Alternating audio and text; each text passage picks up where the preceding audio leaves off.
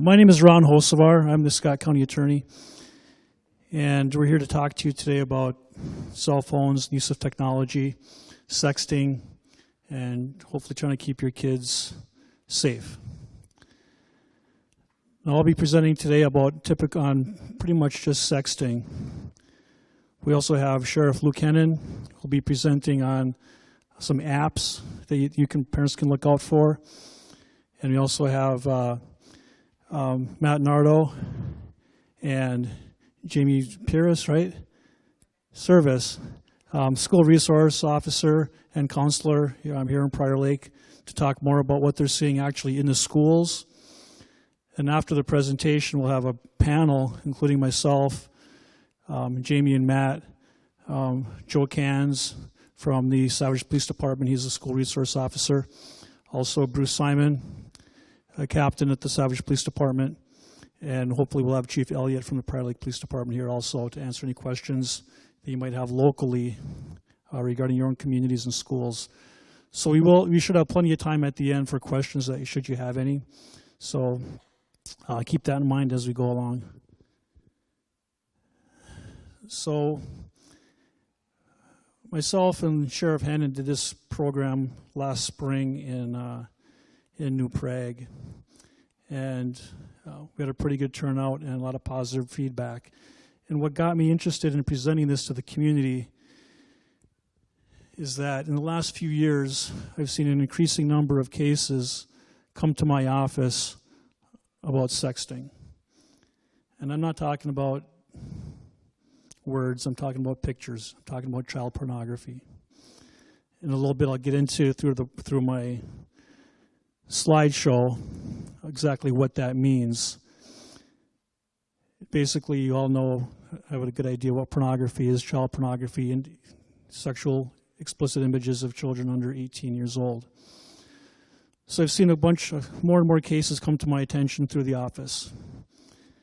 And I started researching those cases, looking at the investigations from the different law enforcement agencies, and then I have to make that decision: do I charge people with these crimes? Do I charge kids with these crimes of possession, distribution, and the making of a pornographic work? The laws that are in place, and again, I'll get into the actual specific laws a little bit later, but the laws that are in place, I believe, they were enacted when these didn't exist. They were enacted to prevent adult child predators from going after your kids, from using them in pornographic works, from trying to elicit pornographic works from them, to try to basically take advantage of your kids and abuse them. So the laws were not meant for what I was seeing coming through my office concerning kids in grade school or middle school, high school, sexting each other. So you have to make a decision in my office. What do? You charge them or not? Do you give these kids felonies or not? Do you make these kids have to register as a sex offender for 10, 20, for the rest of their lives? I don't want to do that. I don't want to charge or convict kids with having a felony for essentially, in this day and age, what we call flirting by technology. And that's the modern day flirting. These are not phones. These are mini computers that they carry around in their pockets and purses. All you parents out there that have children with telephones, with these cell phones, how often do you actually see them actually talking to someone on it? The parents are probably the only ones they actually talk to on their cell phones. Other than that, they're just texting things, right? You have no idea what they're texting unless you grab the phone from them. So anyway, that's a long version of why I got interested in doing these kinds of programs, because we have to educate these kids. We have to educate them through my office, through law enforcement agencies, and most important, through the parents. By the time it gets to me, or it gets to the Prior Lake or Savage Police Departments, it's too late. Once it gets to us, we have to do our jobs. Parents from the front lines, you have to know what your kids are doing. So anyway, that's the long version of why I decided to try to put something like this together and to get the word out. Because it has to be stopped before it gets to my level. So, sexting. What exactly am I talking about? The sending of sexually explicit images. I'm not talking about words, texting, just texting, not sexting, texting, even inappropriate words to other people. That's freedom of speech. I can't do anything about that unless it arises to the level of bullying. That's another totally different story. But if it's consensual speech, even among 13, 14, 15-year-olds, and even if it is by a parental standards inappropriate speech, I've got nothing to say about that. Parents out there, that's your issue. It's the sending of sexually explicit images that gets to me. So a little bit of the history. How did we get to sexting? 1950s. And I'm sorry to be a little, sexist here, but you're talking mostly males of receiving sexually explicit images. So in the 50s, you had pinup girls. 60s come along. You had Playboy. And the progression continues to the 70s, 80s, and 90s. In the 90s, porn makes pretty much a big impact, kind of more mainstream. All of a sudden, it gets to be a little more mainstream, a little more accepted. 2000s, you can even get streaming activity on your computers. 2010, now we're no longer dealing with the professionals. We're not dealing with the live sex shows. We're not dealing with, your movie pornography. You're dealing with kids that are looking for the amateur photographs of their girlfriend, of their boyfriend, of their 14, 15, 16, 17-year-old boyfriend, girlfriend on their cell phones. So is there any parent in here that does not have a cell phone? Okay, not one hand goes up. Now you see a lot of that you brought your kids along, which is great. Which kids do not have a cell phone? Raise your hand. See, 1, 2, 2. So look around. 2 people in this whole room. Only two kids do not have cell phones. You probably recognize that photo, not the photo, but the app, I guess, Snapchat. You might hear comments, well, Snapchat, they just disappear right away. It's not true. There's an option on Snapchat that you can save the image, and there's also, then you just take a screenshot. Take a screenshot of that snap, and you got it saved. All right. Again, it's a part of everyday communication. I mentioned earlier, this is technology flirting. Flirting with technology. Back in my day, you'd go and lean against the locker of the girl you're flirting with and talk to her a little bit, face to face. Flirt a little bit. Not anymore. Use your cell phone from a distance. You're less embarrassed, more free to say and do what you want to.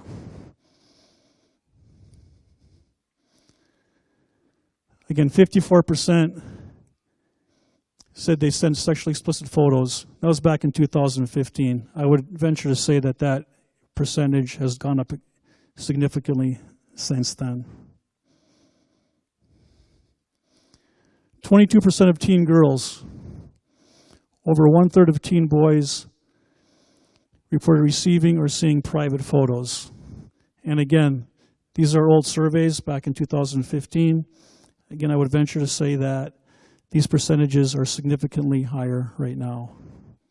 Because I think more kids are getting cell phones. I think more kids are getting cell phones at a younger age.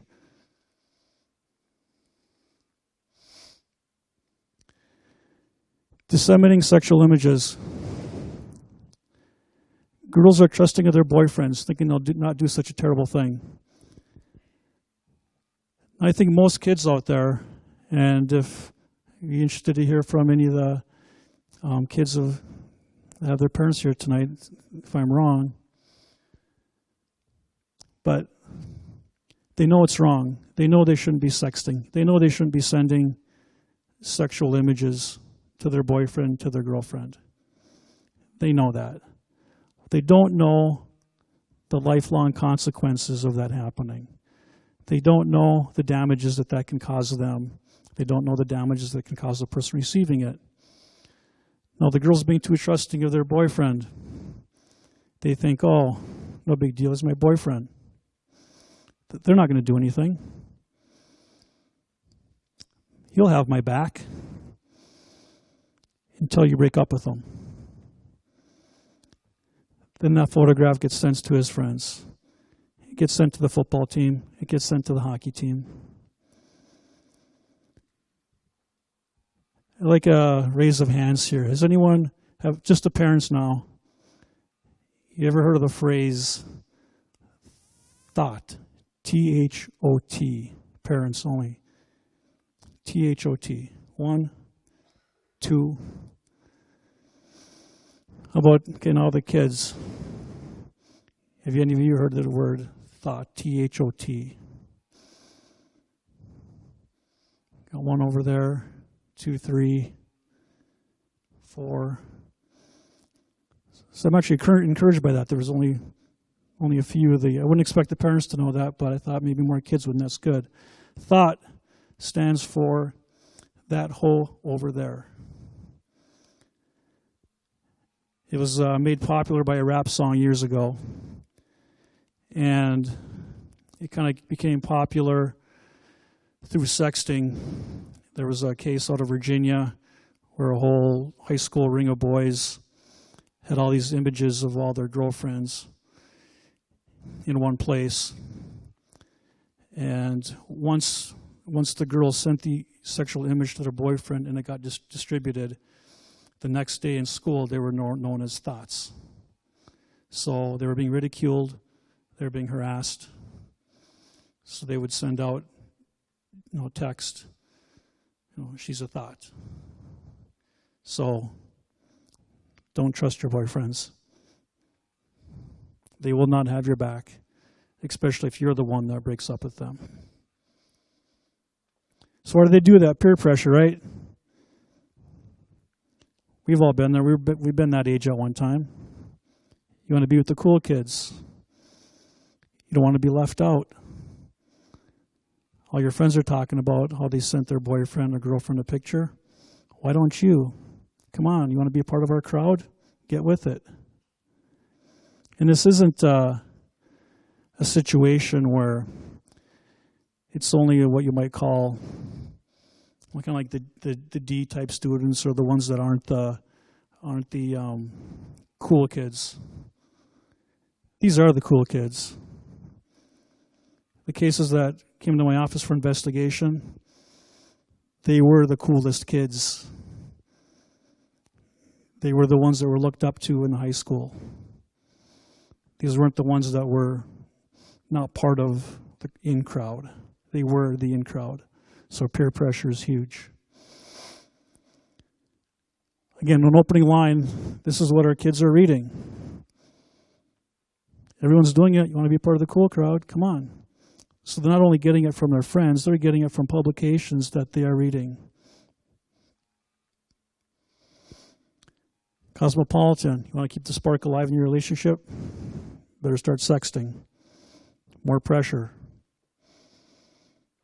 The old-fashioned love letter, what I referred to earlier as flirting with the girl. You just go next to her locker and lean against it and start flirting. Those days are gone. Use it with your phone. And again, this was in a men's magazine. The fun, the game. They make it a game.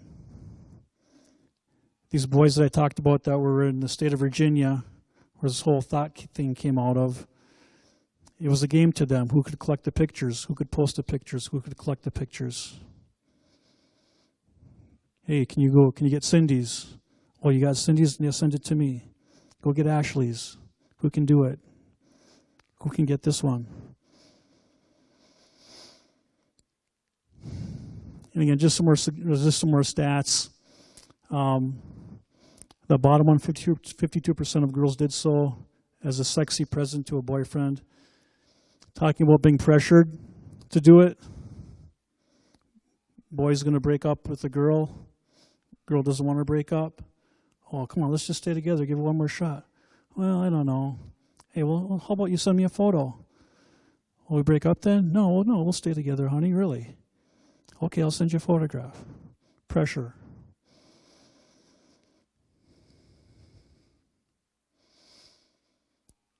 Middle schools report sexting as their #1 behavior problem.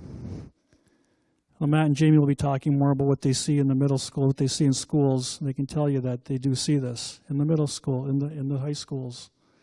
It is a problem. And like I said earlier, the laws that were written were written to protect minors from pedophiles. They were not written for this situation. They were not written for peer-to-peer, sometimes consensual sexting. That's not what they're written for.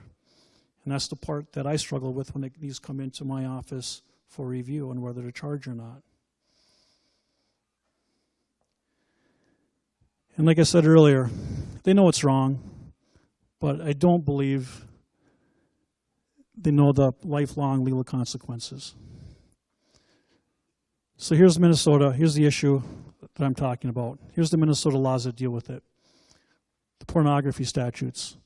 You can't use a minor to engage in a sexual performance or pornographic work. One who possesses a pornographic work is guilty of a felony. So those are both felonies. And then you get to the distribution.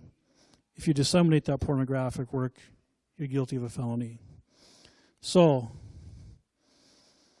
17-year-old boy uses his phone to record a sexual act that he may be involved in with his girlfriend, who's 16 or 17. He's now made a pornographic work.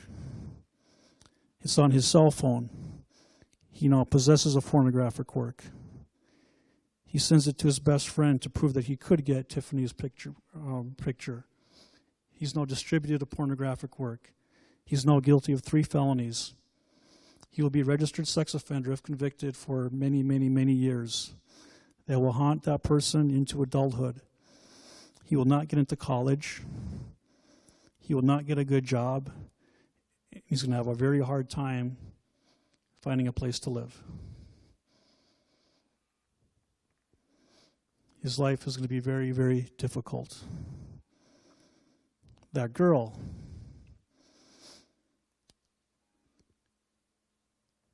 humiliated, bullied, castigated from probably the rest of her friends, even though they may have done it, but now she's caught. There's been many cases of females across the United States that have been bullied and castigated by their peer group that have gone on and committed suicide. So again,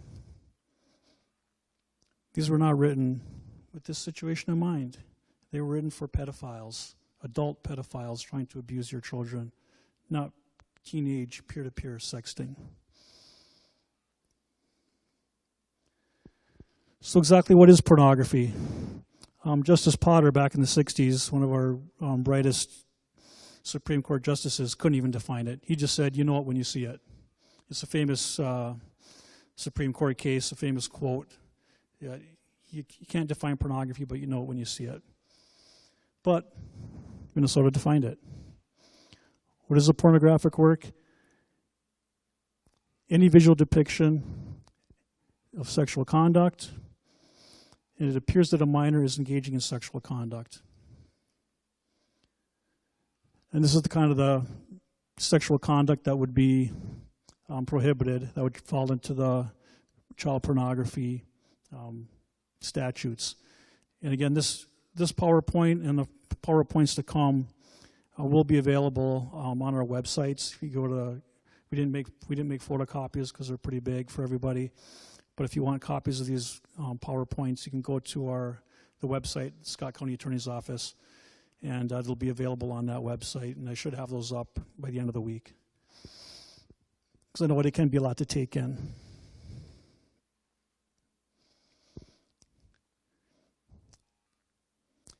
Again, so that's a sexual conduct that would result in child pornography. So what are the social consequences? I touched on a lot of this already. Bad reputation, isolation, undesired attention, sexual harassment. And once that image is sent, it's gone. You cannot get it back. You have no control over it. Once that image gets sent to your boyfriend, gets sent to your girlfriend, you will never, ever be able to get it back. It's out on the internet forever. You have no idea where it's going to show up. You apply for a college, I can guarantee you every admissions counselor is Googling every single name that they get in front of them to see what that person has on social media. All of a sudden, there's your picture. You think you're going to get in? Probably not. Every employer, I guarantee you, most employers are Googling your name, and up pops your picture. Do you think they're going to hire you? This is an example of how that images stay out there and you have no control over it. I don't know if any of you ever saw this article, but I think it was last spring or end of last winter. The Marine Corps had a huge sexting issue where a group of Marines had the ring. These were adults, but kind of as an example of how it stays with you. They had a ring where they were getting pictures of fellow female Marines, girlfriends, and creating, this notebook of all these pictures, and they were sharing them. Well, the Marine Corps seniority found out about it and tried to shut them down. They shut them down once, but the person opened it back up, and when he opened up to the new website, his opening line was that top line to his fellow Marines, because he was mad that the Marine shut down his first one. So he said, "Okay, you think you can shut us down? I want the nastiest stuff you can get."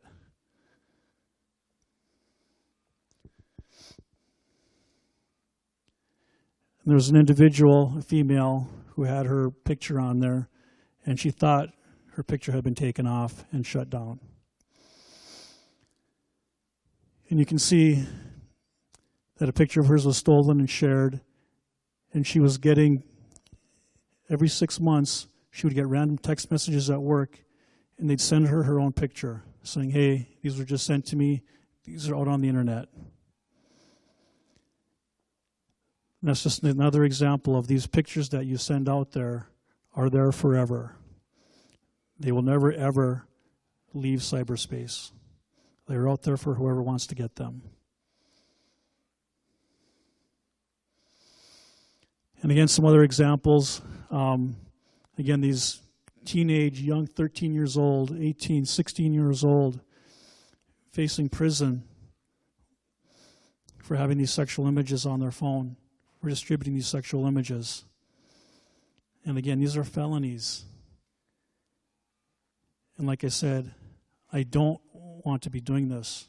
I do not want to be charging kids with felonies for this sexting. In Scott County, like I told you, we've had a few investigations. I've had 4 teens charged with felony possession and distribution, and a whole team under investigation for possession of pornography. Think we get this to play?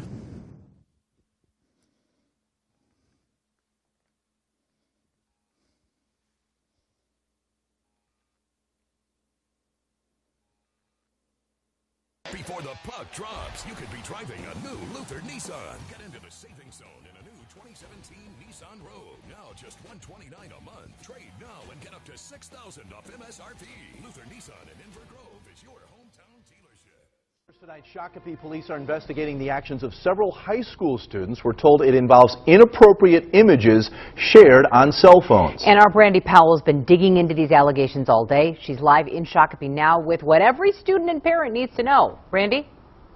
Right, Leah, authorities want to be clear tonight. The students allegedly involved may or may not face any kind of punishment. But in light of these allegations, students who go to Shakopee High School right behind me here say today staff spoke with them about their digital footprint and the importance of being safe while using technology.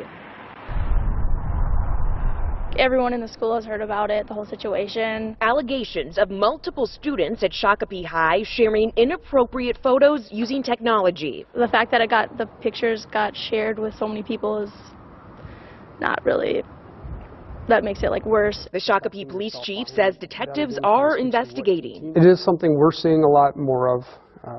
Last year we had a handful of these exact type of complaints. It's certainly happening a lot more than probably most people realize.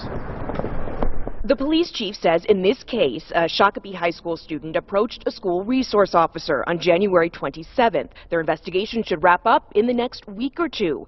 Findings then go to the Scott County Attorney's Office. Not referring to this active case, the county attorney says a number of factors are taken into account in cases involving sharing sexually explicit images. What are those variables? Each case is evaluated independently. Each case is extremely different from the next case. It all goes back to number one, what is the photograph? Is it a minor? Is it somebody under 18 years old? What does the photograph depict? Is it considered child pornography or not? Does it shock you that people were even sharing inappropriate photos to begin with? Not really. I mean, if someone sends explicit photos, they're probably going to share it with other people.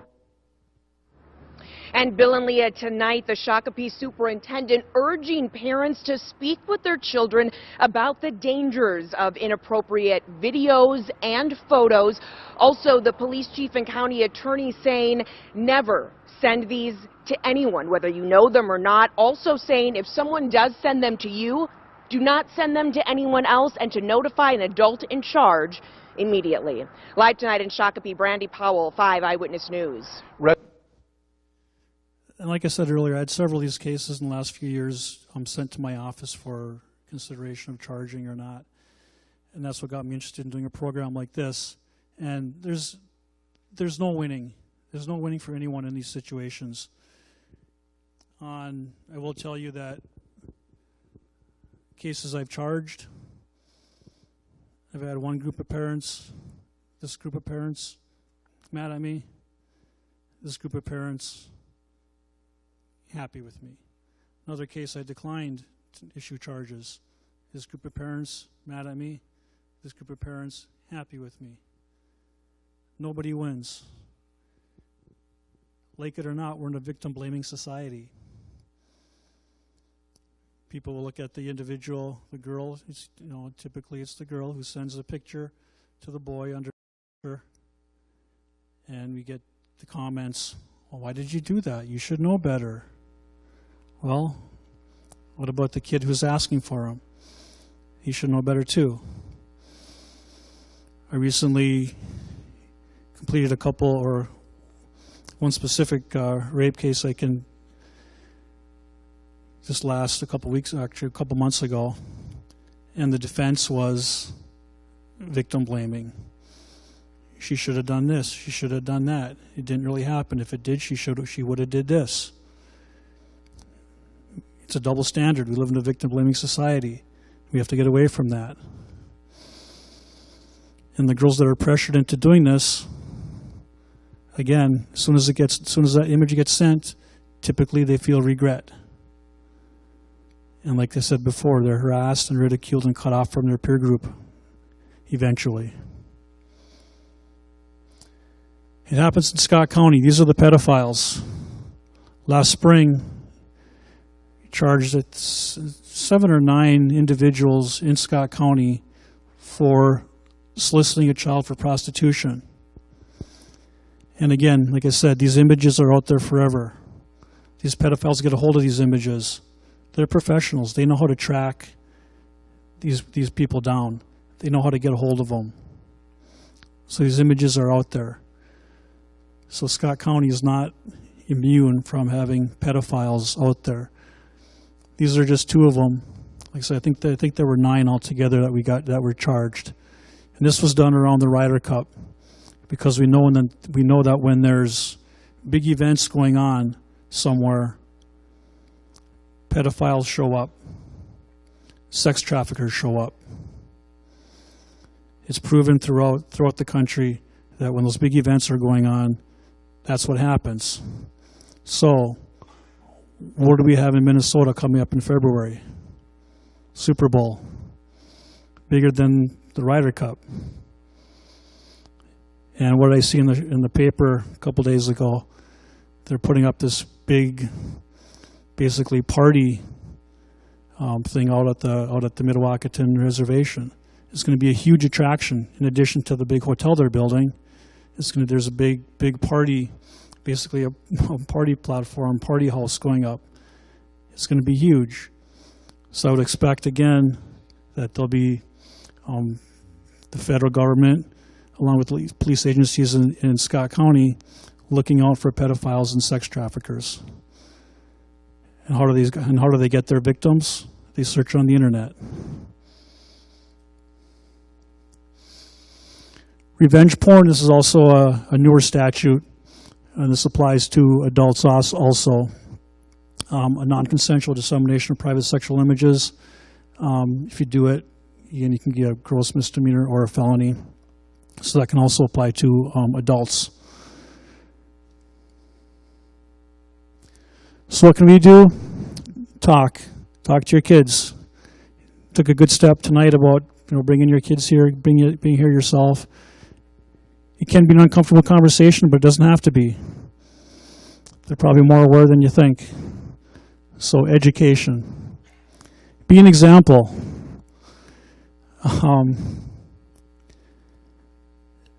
Nobody is private anymore. I'm going to get on my soapbox here for a minute, but teach some privacy. Teach some humility. When I get home and talk to my wife about this stuff, she's like, my God, I would have been horrified if a boy saw me naked when I was 15, 16 years old. Horrified. Teach embarrassment. Teach privacy. Facebook. I'm sorry, but when you wake up in the morning, no one cares what you had for breakfast. Keep it off Facebook. Really. Let's execute some privacy in our lives again. Not everything has to be put out there for the public to see. Example. Be an example.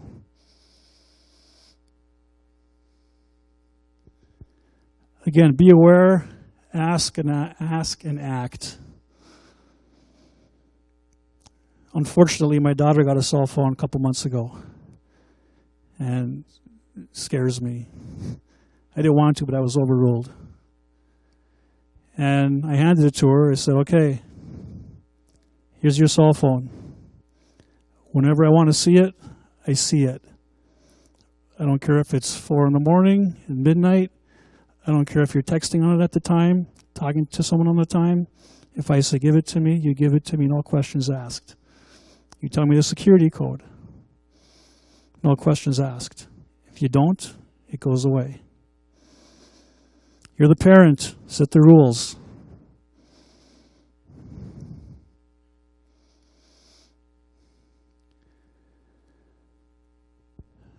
Again, the whole privacy thing. Your self-worth is worth more to yourself than degrading yourself for a couple of minutes with a boy you think is going to love you for the rest of your life. And again, I'm being sexist here, talking about girls sending and boys receiving and the boys doing the pressuring, but that's typically what we see.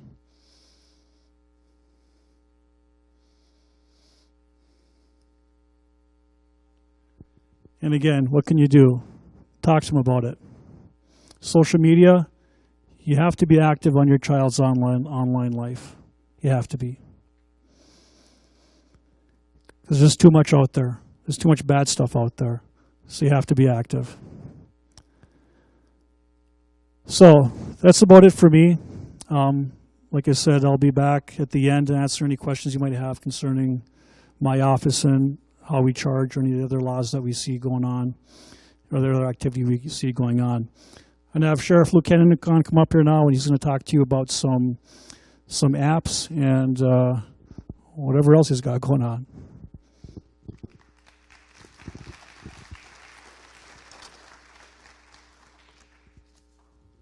Alrighty, thanks a lot, Ron, for the introduction and kind of filling us in on what he sees on the prosecution side. And that's, I think, too important to understand is, as we talk today, you're going to hear from the county attorney who sees these prosecutions. You're going to hear from me, who hears from our detectives that search these phones and prepares investigations. And then you're also going to hear from the school resource officers that see, you know, they're in the trenches every day. They're seeing what's actually going on, and not all that rises up to mine or Ron Hosfar's level, but give you a good idea and snapshot of what is going on out there. So thank you again for coming. It's very important to see this many people here. It's you know, never easy to find some open time in your night to come out and especially talk about something like this. But when I try to think about what my advice is or what I can answer for you, I mean, at the end of the day, I don't have all the answers, and none of us up here are going to. And as parents, you're not going to have the answers. I have little kids. I got a 1-year-old and a 4-year-old, and I know every day I don't know everything that is the right thing to do. Parents of teenagers, I know it's probably insurmountable daily. But know that as a community, as we get together and talk about these issues, we get together and discuss them, and we bring it home. We talk about it at work. We talk about it with our friends, and we have discussions. That's what fixes and solves things. So thank you for joining us and doing that, because that is what is the answer to all of our community problems, whether it's this or alcohol abuse or drug abuse. Being involved in your kids' lives, asking questions, knowing where they're at, who they're with, and what they're up to, and holding them accountable and not letting them run it, but having the rules set up, like the county attorney said, you know, the phone. You set up some rules up front and try to hold them accountable, and with that, you're also showing them you love them and you care, because you're showing those rules and the accountability. So thanks again for coming. And I realized I have the remote over here. And the reason I'm here is the county sheriff's office runs a forensics unit. So we have 2 detectives that work on computers, cell phones, and all other digital evidence. So we do forensic examinations of it. So we take that phone and we dump all the data and we mine through it to build a case. And 8-10 years ago when we got going on that, it was because of child pornography sharing. It was maybe a death investigation, you know, a real serious case that we were trying to dig into some data behind it. Now we do this on almost every case. A domestic violence case is going to have some type of digital evidence, whether it's a photo or a text message, order for protection, burglaries, even accident investigations, all seem to have some type of data that tells us what happened. So the detectives that work for me are doing this for all the police departments across the county as a resource to help build these cases and fine-tune, you know, the evidence that's out there and stay ahead of the game. So I met with the detectives, and like I said, we did this presentation last winter. Doing it again today, tried to update some of the slides of newest apps. I'm not an expert on these apps, but I'm just going to walk you through what they are, what we see in our community, because I think that's important. I don't want you to hear, well, nationwide, this is a big thing, but this is what's happening in Scott County, in your cities, in Parr Lake and Savage. And also, for you to understand, as you sit here, you see that there's going to be a panel up here. It's going to be Savage officers, Parr Lake officers. I see Chief Elliott's here, myself and the county attorney. We do work as a team, so whether it's this issue or anything else going on in the community, you know, the chiefs and myself get together monthly, the investigators get together monthly, and we all share information, talk about trends and what's going on, and we really do try to work as a team to solve some of these problems.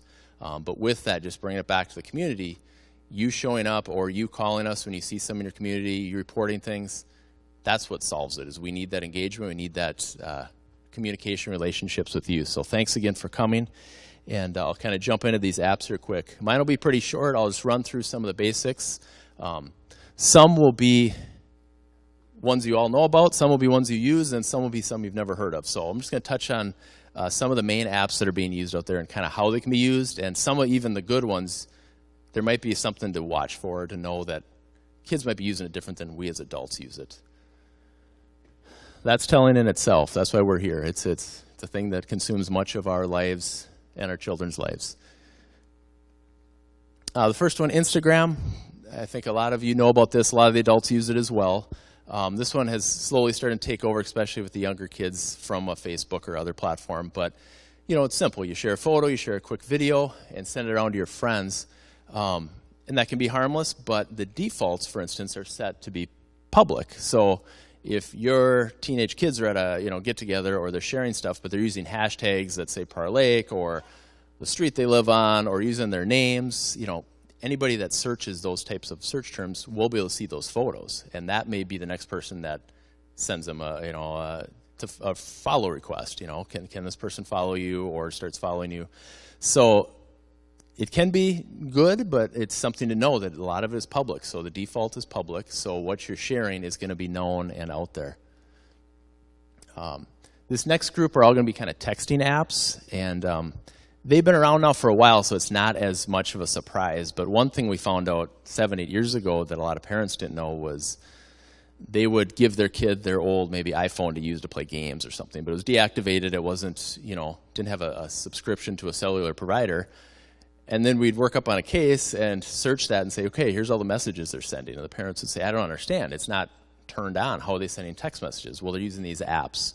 Now it's more common knowledge. Not many parents are surprised by all the different apps that are out there to send messages, but it is something to keep in mind. If you're trying to be the good parent and looking at that phone and checking it daily or weekly and looking what's on there, don't think like you use the phone. Think of how a kid would use the phone and what apps they're going to use it for. So don't look at the phone and say, well, I checked their text messaging and everything was good there, because there's probably no text messages in the standalone app that comes on the phone, because they're going to be using these other messaging apps. So these are just a snapshot of some of the different apps. And like I said, this PowerPoint will be available as well with the county attorney's on his website. WhatsApp, just another one, just to give you an idea of what some of these look like and what they do. But same thing, these are ones where kids are going to be sharing messages and with each other and communicating. Facebook Messenger is obviously the main one. Same thing. A lot of the adults in the room are going to be aware of this and use it. And actually, Facebook is one of kind of the better ones, because you are communicating with your friends typically. Somebody can go out and send you a message, but it's not as simple as just communicating with friends. So if you're monitoring their friends and know who is, it's more of a confined environment for them to use. But Facebook Messenger also one that a lot of the sexting does happen. It's one of the common ones that's used, and it's easy to share information. But like I said, also very common that most adults are going to be aware of. This is one of the newer ones, you hear about, WeChat, and this is another one. A lot of these are trying to get people to connect with people they don't know. So this one has like this shake function that when you shake the phone, other people with that app, if they have shaken their phone, their names will pop up in the middle of who's all in your area, or who's all available. So great way to meet some new people, but also you don't know who's lurking out there. So if your kids are using this, having fun, there's going to be some strange people that could be in the area as well, and anonymity. You're not going to know who these people are. You're going to see their username or their profile picture, and usually that isn't actually who they are, as we all know. But just an example of another one that it's designed to get you to meet people that you don't know. You have no idea who they are, but you're going to join because you're on this app, and it's using usually a geolocate function that is going to look for people in your vicinity. This is an example of a group app. Another one that's not as dangerous, because it's going to be a group of people. So a lot of kids will use this and have these group conversations and things like that. You'd have to know who you're communicating with, so it can be good, but also just be aware of what it is and how these different apps are, because there's going to be 100 different group apps like this. I'm just trying to give you kind of an idea of what some of them look like. Twitter, we've all heard enough about in the last year or so here, but another thing, not as used by the kids. They're going to use it for tweeting, but one thing we've seen is bullying will happen in Twitter as well, because they'll use the hashtag of, hashtag New Prague Schools, or they'll use something like that to kind of draw people together, and also it'll turn into, oh, who's the hottest sophomore, or who's this, and it'll turn into some bullying thing, and we all can only imagine the comments that'll come after that as people start feeding into that that hashtag and it goes around the school, there's going to be a lot of negative things said about others as well. And then Snapchat already been brought up. It is obviously, as we're going to hear from the school officers, one of the main applications out there that the kids use. And as the county attorney already mentioned, we should know by now that it doesn't disappear, doesn't delete, because you can save it. But that has been an issue for a long time, that people will send the message believing that it is long gone. And once again, you'll see there you have the geolocate also on a lot of these apps, so it also will plot where the person's at and help you identify people.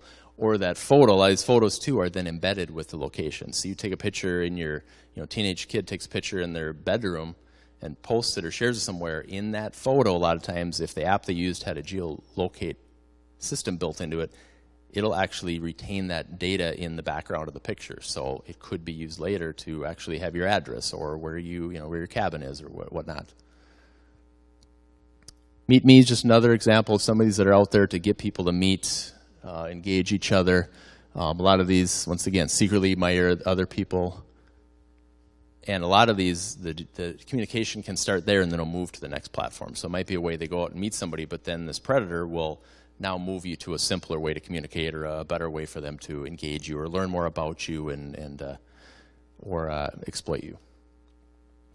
Tinder and Bumble, these are big ones. Obviously, in the adult dating scene, you hear a lot about Tinder, but these will play into what the kids do. And then there's apps, as I'll show you on the next ones, are offshoots of this kind of thought where you're swiping to show approval or disapproval of somebody per se, and then it'll a lot of these will take, like this one from your Facebook account, will take your demographics and try to then match you with somebody or get you closer to people that you would have an interest in. Oops, I went one too far. Yellow is one the detectives did mention they're seeing a lot of in this last year. And this is one that is an offshoot of kind of that Tinder thought.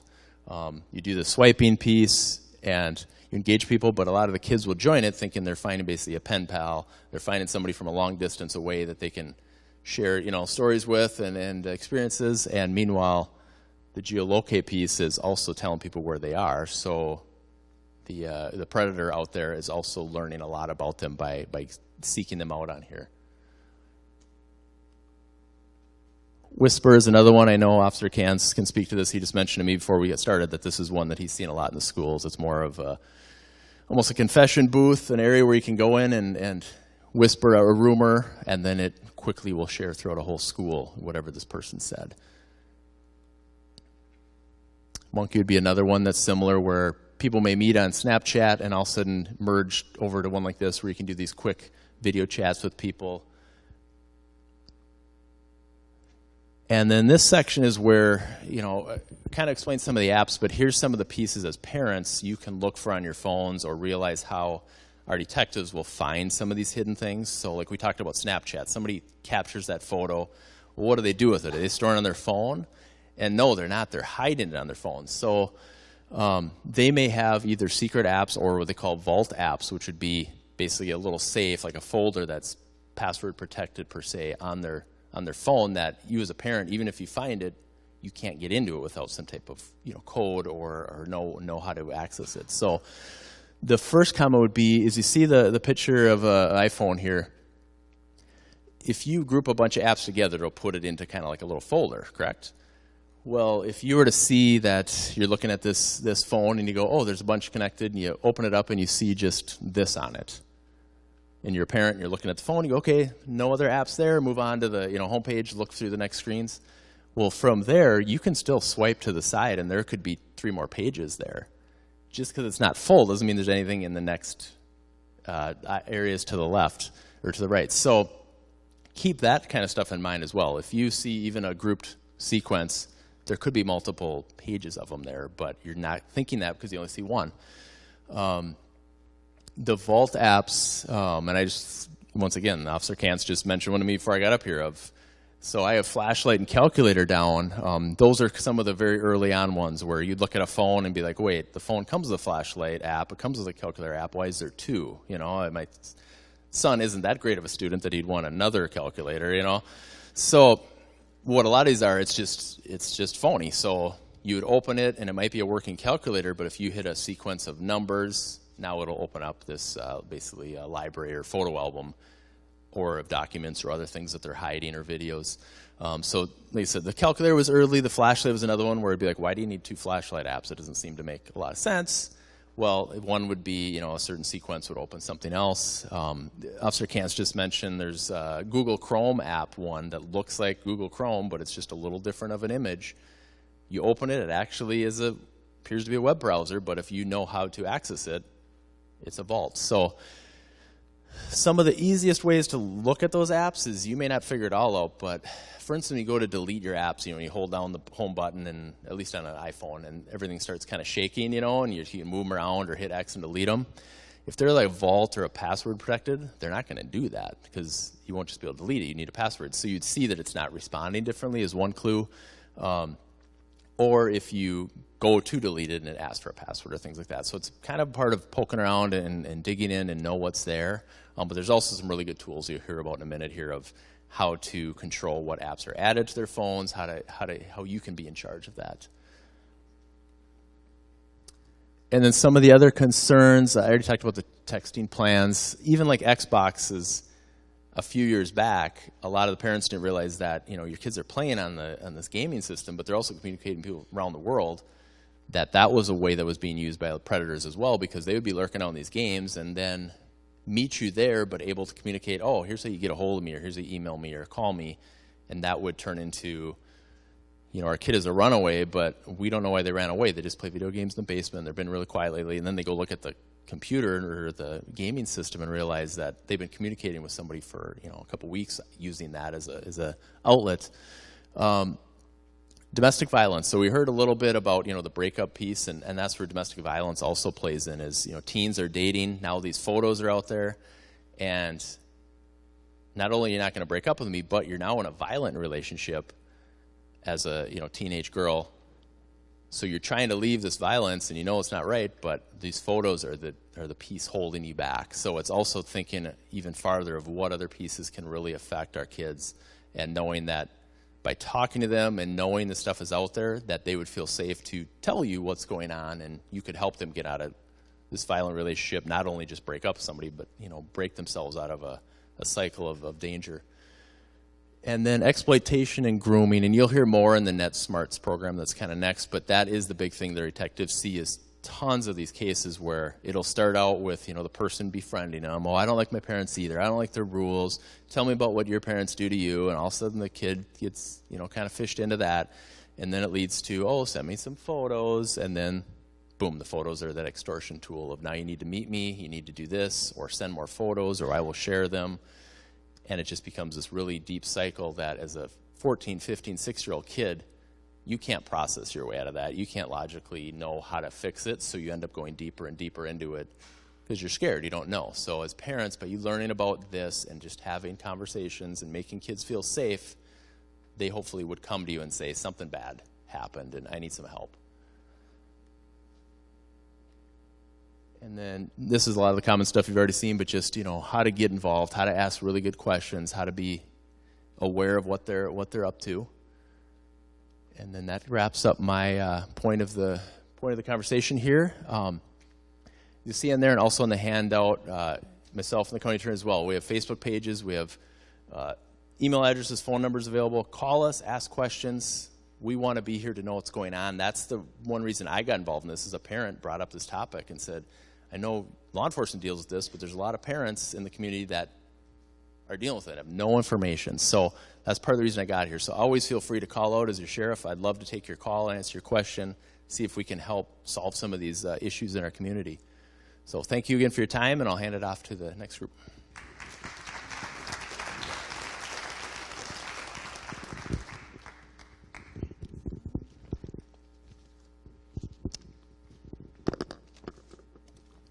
Hi, so my name's Jamie Service. I'm a school social worker at Twin Oaks Middle School, and Officer Matt Nardo is our SRO. He's a Prior Lake police officer. We're going to have in our slides, we're going to talk a lot about just the reality of what's happening in middle school, so you guys can get a flavor of how early it does start.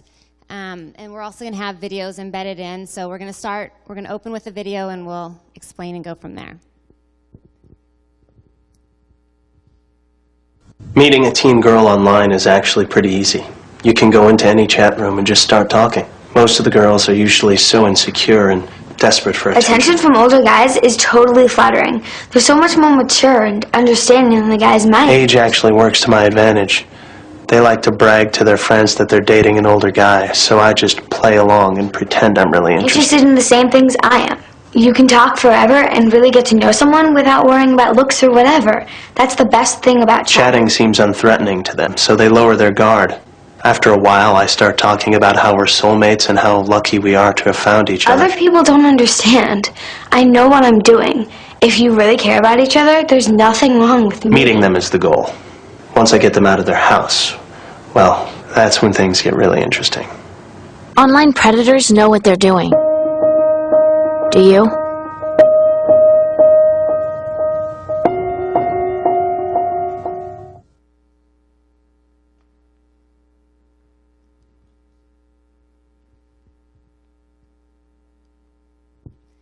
So part of the agenda that we're going to do today, we're going to start with our student survey results, and that was through the middle schools.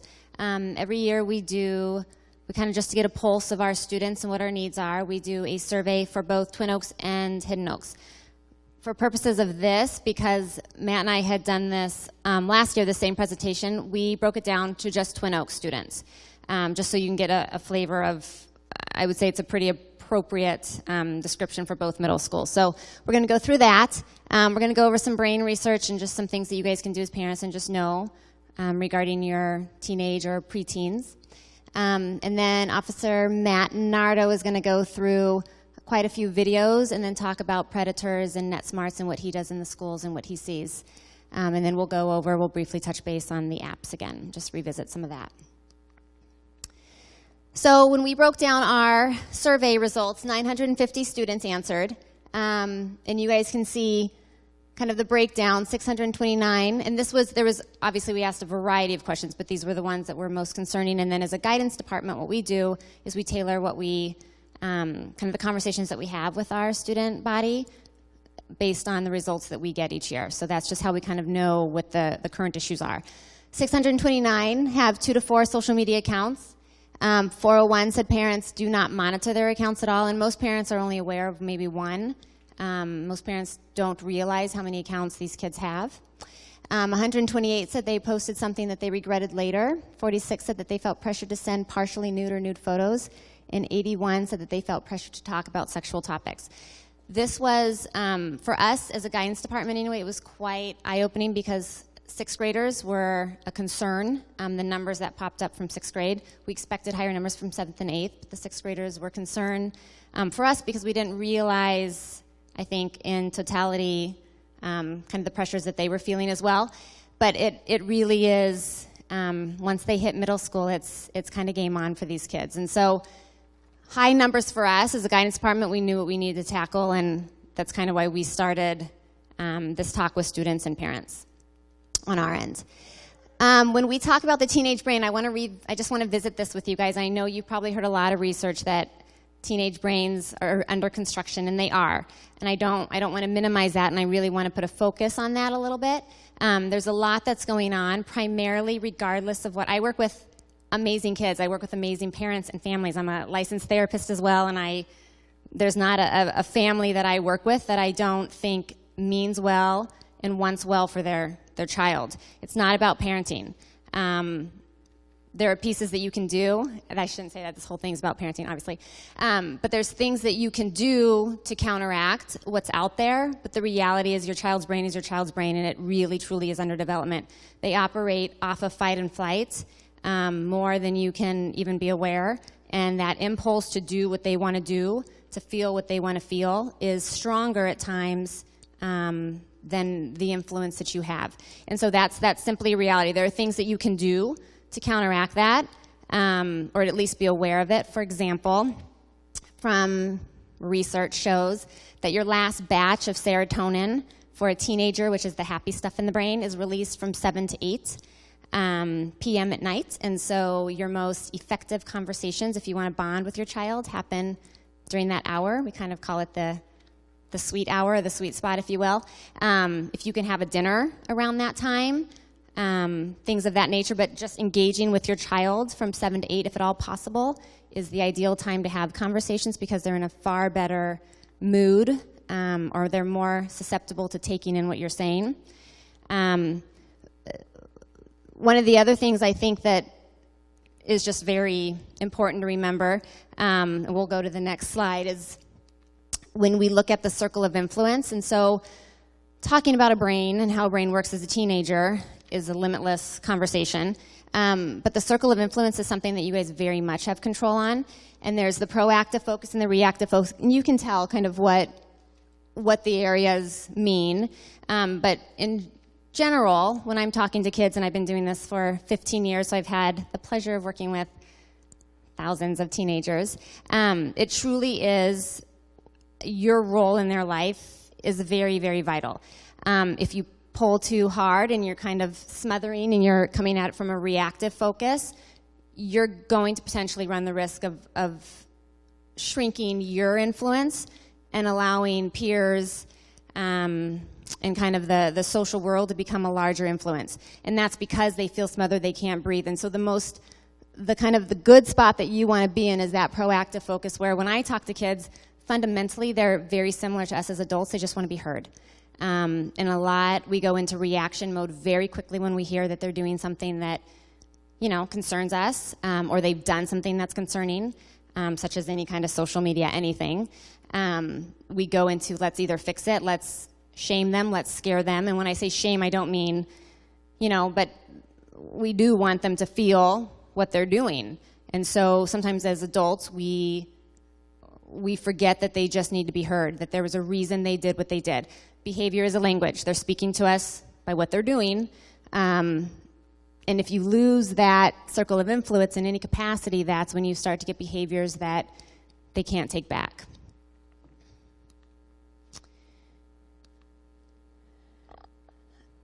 What are kids telling us about their usage? Kind of what we discussed, but when I'm working with kids, and I said this already, I'll say it again, primarily I think I'm obviously not in law enforcement. I think maybe what I bring to the table is just the real life experiences that these kids share with me. And it's hard because in our world as a guidance department, there's a level of confidentiality that we have with your students. And the things that we know, we would love to call you guys and say, oh my gosh, get on your child's phone, and we can't because there's that protective aspect. The things that they're doing, again, it doesn't matter the family. I have so many kids that are, mom and dad come in for every conference, straight A student, everything should be in place, and they are doing things on social media simply because their sense of worth or their sense of self, their identity is very much under exploration. They're impulsive, they want to be seen as sexy, attractive, wanted, loved, all of that, and the competitiveness to perform in any way, shape, or form as far as pictures goes is high. It's very high. And so some of the things that they'll say, like when I look at the text messages, will be trade. And it's just a simple trade ? And it's either a yes or no at that point, and then pictures start flowing. The boys are very willing to send pictures, and the girls are as well. The girls tend to regret it a little bit more than the boys, as far as my experience goes, or at least they're more willing to say that. But how quickly they get caught up in the game, and I'll give you an example of it. I was doing therapy with a student after hours who I had been working on kind of with school stuff anyway, as far as her choices, and she had found someone that she thought was cute. She just followed, sent a quick picture on Instagram, and within 5 minutes they had exchanged face photos. He knew she was in therapy with me. He shared some personal stuff about him, and I look at this kid's photo, and it's another student that I know, an 8th grader, and this was a 6th grade girl. And it happened, within minutes, they knew, I would say, some very vital, private information about one another.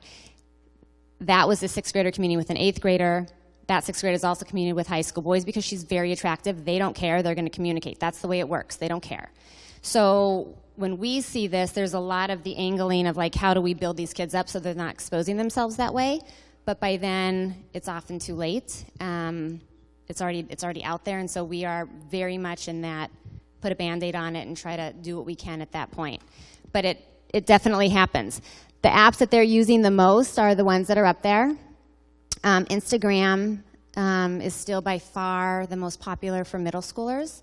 One that was kind of going around a little bit, I don't see it, oh, the roulette kick. That one was concerning. It's kind of maybe going away a little bit, but I still think it's out there. The younger kids are finding it more, I would say 5th and 6th graders, from what I'm hearing. But that one is kind of scary because it actually acts like a roulette, if you will, and you spin it, and an image pops up. And when I happened to be on the phone with the kiddo who did it, it was a quick image of a girl putting on lipstick, and then the next image was of a man masturbating, probably in his 50s, 60s. And then another image, and it was a girl topless. And so that they stop at the image, but it's all around the world. I mean, it's anybody. It doesn't have to be anybody local. They can stop, and then you open up your own chat, and there you go. Quick as that. And this was, I mean, again, this is a 6th grader. Great kid. You'd never, I mean, there's nothing that says these kids are that kid. They're your kids, all of them. So, and those are the others. This is just kind of what they do, and that was already discussed. And then the spy apps, I'm going to let Officer Nardo take over that. These spy apps are more for the parents to use, and there's several of them out there. We listed 2 here, Mama Bear and Custodio.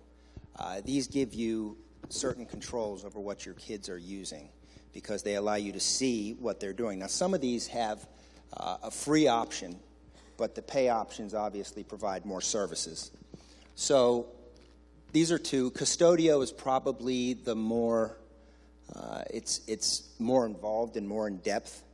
It costs a little bit more, but it does give you some options. Some other options out there are Net Nanny. There's another one called K9. There's quite a few of them.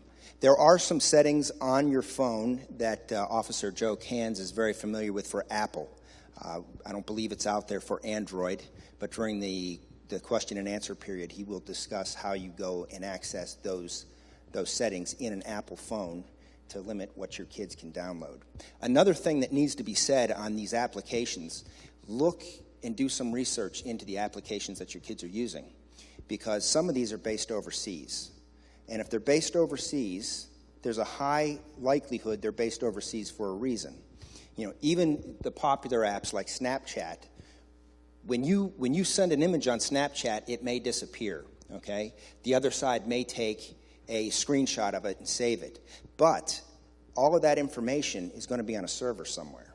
So if something were to happen and you need to access that photo for legal reasons, if it's overseas, it's going to be much more difficult to get that image, if need be. Okay, so do some research into some of these applications that your kids are using, and you can do a quick Wikipedia search to see basically where they're located out of.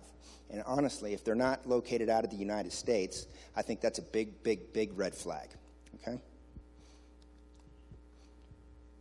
We're going to show a video here. We're going to talk, Jamie touched on briefly how a juvenile's brain is not an adult's brain with less mileage and experience on it. There are some developing issues that a teenager would look at that are going to be a lot different than the way an adult would look at something. It's very hard for a 15-year-old boy not to believe that this 17-year-old girl, or the image that he thinks is a 17-year-old girl, is not in fact who they say they are. Okay, so we're going to show some videos. We're going to discuss what's going on in the videos afterwards, and we're going to go from there. We're going to talk about grooming, and we're going to talk about these predators, okay? Let me talk about that a little bit before this video starts, actually. Grooming is a process. These people that are online that prey on other individuals online and prey on children are very, very, very good at what they do, okay? They have an ability to follow somebody around. Now, as we've discussed already, Sheriff Hennon put up a list of a lot of the applications that kids are using today, okay? If somebody's on a social media site, they're on multiple social media sites. And if they're on multiple social media sites, it's human nature to make things easy for ourselves. So guess what? We use the same screen name, probably use the same password. Okay? Well, this comes into play. And these predators use this. And I'll give you an example. A child may go online and say, I'm very, very upset with my parents. Okay? And be like, they didn't let me go see this movie. And this may be Monday of the week. Okay? Beginning of the week. I said, my parents didn't let me see this movie. I'm sick and tired of this. It's the worst thing in the world. They're upset with their parents. Okay? They move on. Somewhere later in the week, they're contacted on a different social media outlet by an individual who befriends them. And they're trying to build rapport. So what these guys have done is they've gathered intel. And there's multiple ways that they're gathering intel, but this is one way that they could build rapport. And what they'll do is they may just casually throw in there, I'm so upset with my parents. They didn't let me go and see this movie today. I'm sick. I want to run away. I'm done with all of this. And guess what? They're making a connection there because, wow, I've gone through the same exact thing with my parents, right? That is just one angle that they're going to use. They're using very, very sophisticated ways to track your child. They are. Okay? So this whole process, and it may take a long time for them to build this. It's not going to be just that one day. That's just one connection that they're making. And they're going to make multiple connections. And we're going to talk about it a little bit later. We teach a program in the schools called NetSmarts. And NetSmarts is put on by the National Center for Missing and Exploited Children. And it's a very, very good program, and it's age-specific. And I'm going to show you later on how there is a parent portal that you can go and see, you know, what some of the new issues are. Because no matter how you cut it or how technologically proficient you think you are, your kids and the kids as a whole are always 2 steps ahead of us. There's a whole peer network out there. New items come out, new applications. We're talking about these are the popular applications today. Some will stand the test of time, some won't, but I can guarantee you there's new ones coming out every day.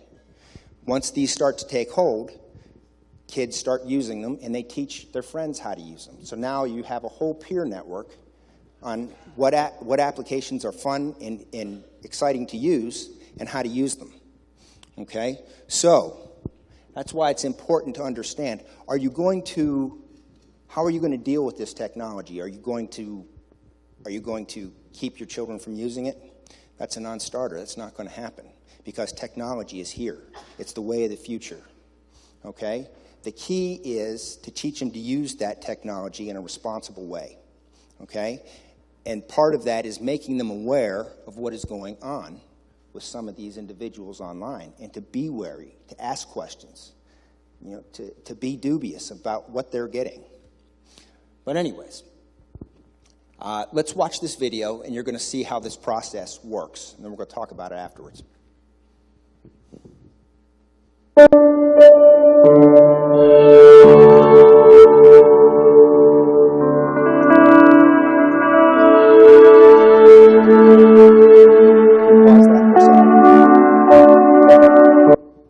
This video is for later. It got mixed in here.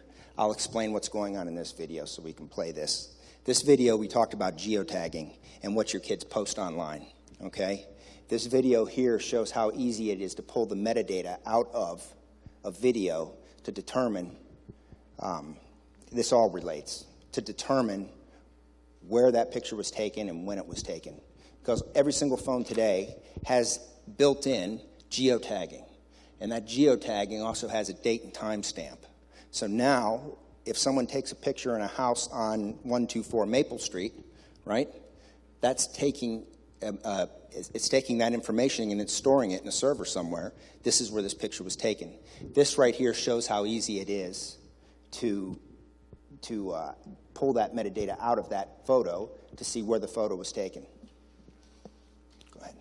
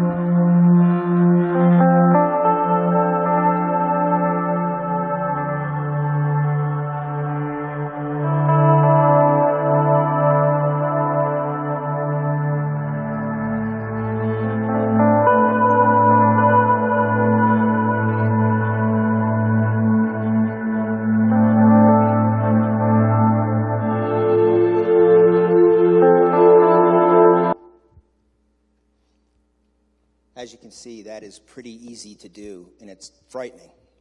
You know, just an innocent picture online, and you can pull all of that information out of that picture to see exactly where it was taken and when it was taken.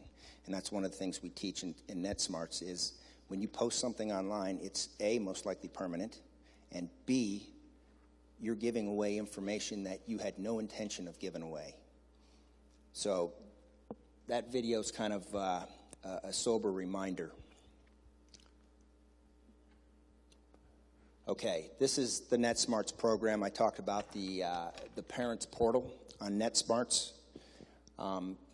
It's an age-based program, and it covers everything from sexting, cyberbullying, online predators, how some of these decisions that you make now are going to affect you into the future, and we've heard this already today, on stupid decisions that you make now may prevent you from getting into a school, may prevent you from getting a scholarship, may prevent you from getting a job. And it's hard to think about these things when you're a 12 or 13-year-old kid. Because when I was 12 or 13 years old, those things were the farthest thing from my mind. But this is a new reality now. This technology is a new reality. It exposes the 12 or 13-year-old child to a whole world that someone my age, when I was 12, I never had access to. So the key here is teaching them to respect that access that they have, respect everything that the internet offers, because there are many, many good things that the internet offers, but also to how to avoid some of these pitfalls and to start thinking before you make a bad decision and how that can affect you into the future.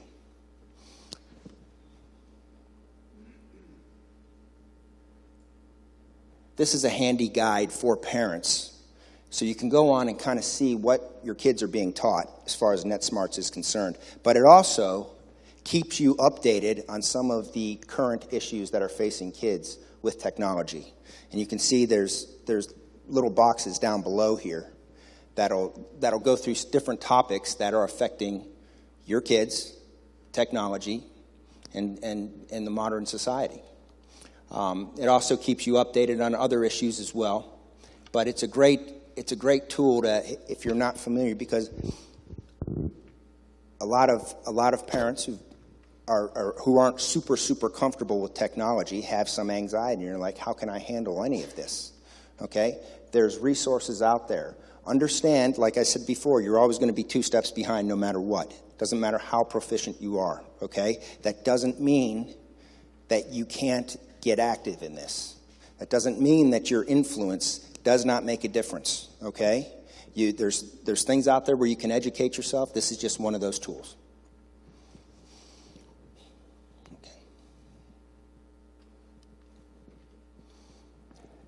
This video right here is it's called Survivor Diaries, and it's a video that's placed in the teens, which is early high school group. Now, I use this with 7th graders for the simple reason it keeps their attention. 7th grade boys in particular are getting that age where they think that they're invincible. A, because they're boys. They think this sexting and online bullying only affects girls. No, it doesn't. They don't think that they're targeted. They are. They're targeted almost as much as girls are targeted online. So this video here is kind of a reminder of that, and it shows some real life. It shows some real life instances of what can happen and what you do if you're talking to somebody online that you don't know. There's one theme that I repeat over and over and over and over again when I'm talking to the kids. That is, when you feel uncomfortable, there's probably a reason. Trust that, okay? And the second thing that you do is you tell an adult you trust.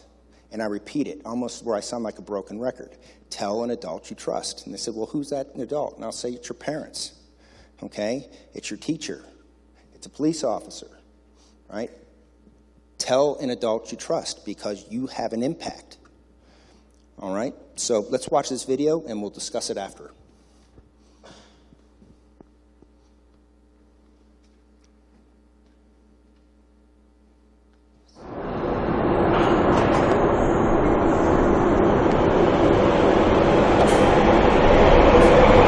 It happened to me 5 years ago. My parents were divorcing and things at school and with friends weren't too good. I felt like the world was falling down around me. That's when I met someone online. We would chat about everything in my life. I finally had someone to take my side and see things my way. I had someone to put me first. No matter how much I thought we could trust each other, I knew better than to meet in person with someone I had met on the internet.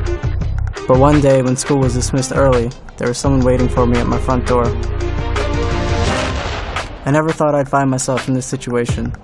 I learned the hard way that no matter who you think you're talking to online, there are people out there looking to hurt you. It doesn't matter if they're male or female, or if they look a little rough around the edges, or even if they're the most beautiful person. These people exist, online and in the real world. It happened to me too. I was 14 and someone online sent me a private message.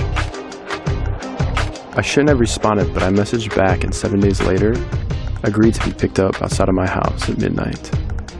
I was taken to another house and what happened there was terrifying.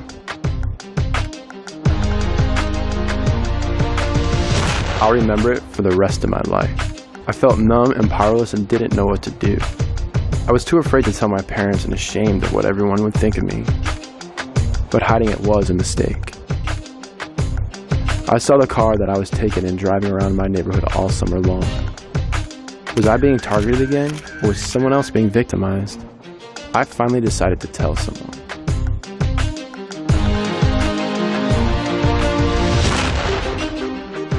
I have to live with the decision I made to trust someone I met on the internet. But the important thing is that I told someone.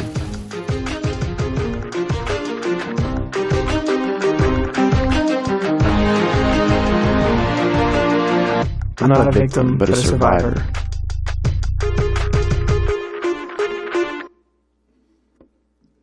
There's a stigma that's attached to all of this, especially more so with boys in my experience.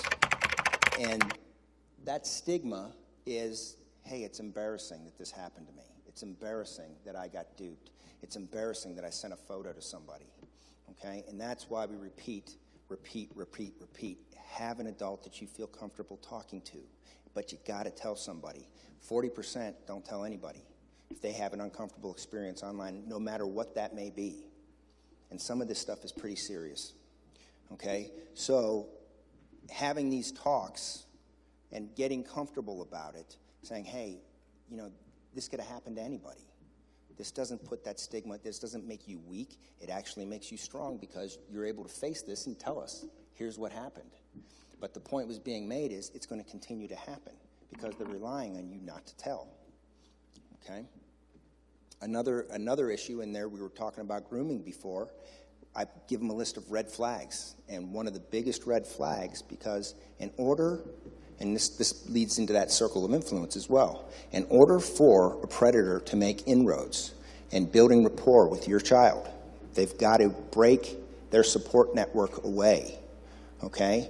And how they do that is by telling them to keep secrets, trying to work their family away from them, okay? They have to do that. They have to do that in order to be able to take over that influence on your child, okay? So that's why it's so important to talk about some of this stuff, and some of this stuff is uncomfortable.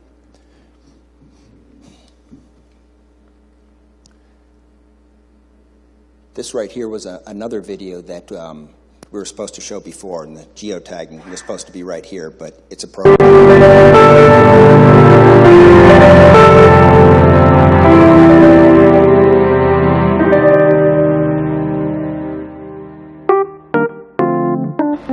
Guess what? I met a guy. He is so hot. His name is Ricky. Yeah, he plays football. I actually haven't met him in person yet. He asked me out and I can't wait to be with him. Not like that, you dummy. Well, maybe that too.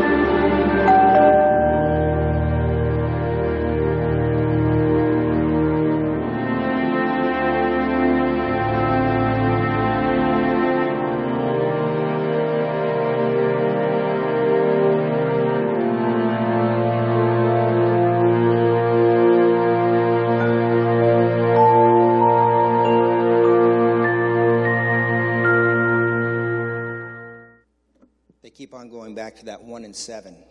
I can tell you right now it's a lot higher than that. Okay? So this is basically what we wanted to talk about. We wanted to say, hey, it's easy for predators to track your kids. Okay? But there are a lot of things that you can do that aren't too difficult, even if you're not savvy with technology. Okay? I want to talk about, before we finish here, this individual right here. His name's Anton Martinenko. Can I interrupt really quick? Sure. For those of you who have middle school kids, or you have kids that are going into middle school, just to personalize that video, I myself have worked with 4 students who have, 2 of them have had people they met online that they thought were high school boys come to the school to pick them up after school. 2 boys, 8th grade, thought they were meeting 17-year-old girls at the Mall of America, and they ended up going and meeting grown men in their 40s who were stopped by the mall cops. Mall cops, is that appropriate? Mall cops. Before exiting. And then another one had someone pick them up from their house. And so, again, it is so easy, and they are talking to all kinds of people online, and it's actually happened with Prior Lake students. So I just want to put that out there for you guys to be aware of. This individual, Anton Martinenko, is out of Eagan, and he actually used to do some television commercials for the Timberwolves. But this individual here had all sorts of social media, a huge social media presence online, and his angle was that he was a 16-year-old girl that had recently moved here to Minnesota, okay? And she was trying to find, someone just to show her around. And very, very attractive girl. But his target was high school athletes. That's who he was targeting. And we talked about that. It's hard for them to, as their brains are developing, to understand that this beautiful woman is not who I'm really talking to. And he had victimized high school kids from all over the Twin Cities. There's at least 1 suicide attributed to him, but there's most likely a lot more. And what he would do is he would send pictures, and then he'd get them to send pictures. And then when they sent him pictures, he would blackmail them for more pictures, which is how this works. And these guys also have networks together where they trade pictures back and forth and contacts so they can blackmail these individual people. Okay? So that's what he was doing, is he was getting them to send more pictures, and then he took it 1 step further. And he was getting them to come and meet him. And then he was getting them to do favors for him. And this is what led to at least that 1 suicide, but probably many more. But this hits home. I mean, he's right from Eagan. And this is a powerful story when I talk to, especially boys. I had mentioned that before. They think they're invincible. But this individual was targeting, and he was victimizing high school athletes from all over the Twin Cities. So it's just another point that drives this home. The internet is full of this. That's why we have to be very, very cognizant of what the children are using online, and talking to them, letting them know that, hey, if you've been victimized, you can talk to me as an adult, as your parent. And this is how we're going to have, this is a reality, and this has hopefully been helpful to all of you, and I don't have anything more. Do you have anything more, Jamie? All right, thank you all for coming. We're going to...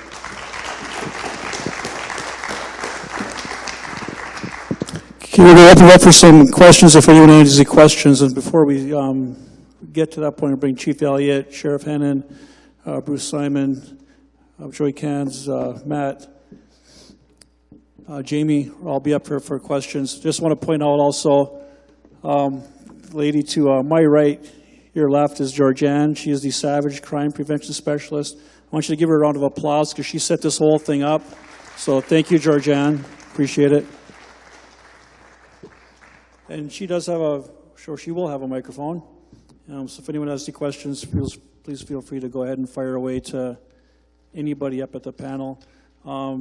Officer Cans wants to tell you something quick about some apps. So quickly, Apple iPhone users, raise your hand quick. All right, so for parents who have Apple iPhones, take out your phones really quick, and I'm going to show you something, how you can restrict your child's app installations, the things that they surf, things like that. Go on your settings, go down to General. Some of you may know this, some of you may not. Click on General. Scroll down to where it says Restrictions. All Apple iPhones come with restrictions off. If you click on the restrictions, it's going to prompt you for a 4-digit passcode. That's something that you can create when you sit down with Hannah or Jack, but not let them know about the password. And then you click on that, it's going to ask you to prompt it again. So you click on, you do that passcode again. Suddenly now you'll be able to disable all of the restrictions on the phone. So if you didn't want them searching the internet, you can turn Safari off. If you go down, all the way down to where it says Install Apps, you can click that off. So next time Hannah or Jack want to install an app, they now have to come to you, the parent, and say, I want to install this. I want to install that. So now you as a parent can say, I'm going to research this, we'll look at it, and we can download it together. Okay? So then, when Junior wants to go in and say, well, I can get around this, I can install this, he gets that, or she gets to that 4-digit passcode, she doesn't know it, they don't know it. If they do that 8 times, the phone will shut off. So it's not like they can just go through and just randomly select over numbers to do it. So that's something that you can do for Apple iPhones to restrict their usage on their phones. You can also go down to where if you just wanted to give them some freedom, you can select only 3+ for age limit. You can restrict their music. You can restrict the internet use, different things like that. So a lot of people may not know about that, but it is very handy. So under settings, general, restrictions, all of them come off, turn them on, and that's something that you can create. I'll just hold this. You can take it. This is for the Q&A. Okay, so if you guys have any questions, just raise your hand. It'll probably be the easiest, and we will point you out. Don't be shy. They're here to answer.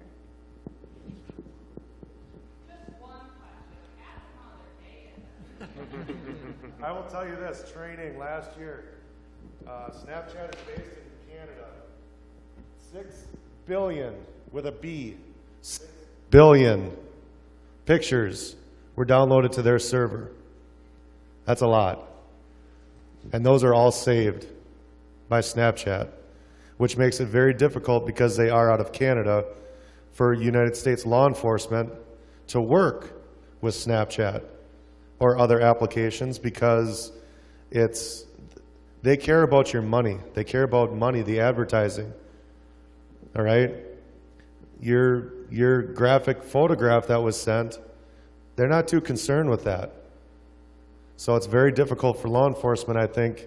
Even Officer Nardo would attest, it's very difficult for law enforcement to gain access and actually have Snapchat release a photograph or release information to law enforcement.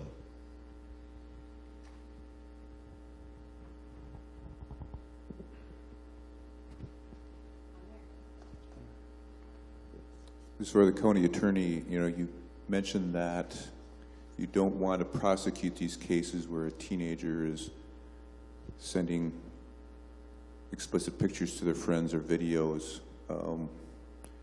But if information comes to your office that this is actually happening, are you required by law to prosecute that even though you don't want to, or what is the position on that issue? Well, I have what we call prosecutorial discretion. So I can take a look at a case and determine each case on its own merits, whether it deserves to be prosecuted or not, I guess is the best way to put it.